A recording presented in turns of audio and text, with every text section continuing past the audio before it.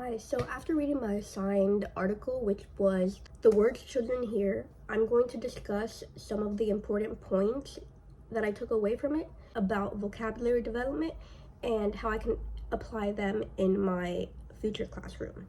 So, one of the most important points that I took away is that picture books contain a much greater variety of unique words than everyday child-directed speech. The research shows that children who are read to on a regular basis hear a broader, more diverse vocabulary than they would in conversations alone. So by incorporating diverse picture books into my classroom, I can expose the students to a wide range of new words that go beyond their everyday conversations. Another major point is that shared book reading creates opportunities for joint attention.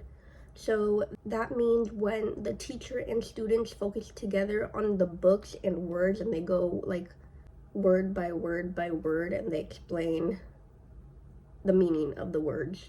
And it helps for learning new vocabulary and making connections with the book. So in my future classroom, I want to make read aloud sessions more interactive to help the students engage deeply in learning new words. So I would pause and discuss with the children and explain the new vocabulary with them and encourage the students to relate to the words in their own experiences. And then follow up with an activity either with word games, storytelling, or vocabulary journals. And then takeaway 3, the article kind of mentions that not all children have equal access to shared book reading at home because of different diverse learning needs. So like ESOL students, you have Spanish speakers, people that speak Chinese, a whole entire French, stuff like that. So they have a limited vocabulary when it comes to at-home reading. So I guess question number 2. So in practice, I will build daily or frequent read aloud routines using carefully selected picture books that introduce diverse vocabularies in meaningful ways so all students can comprehend it. During the reading, I will pause to explain new words, ask any questions, and encourage students to share their thoughts and connections with what we're reading.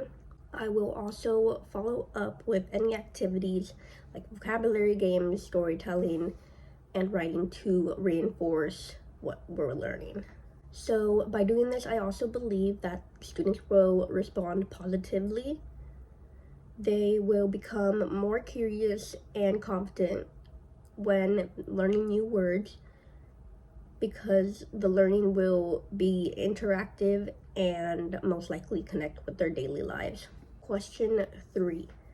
As for challenges, I anticipate that the biggest challenge might be meeting the diverse vocabulary needs of children, those with English language learners, and those who do not have access to books at home. So to address this, I will use multiple ways to teach vocabulary such as visuals, gestures, and just repeated exposures and working with them maybe one-on-one. Maybe that can help them as well.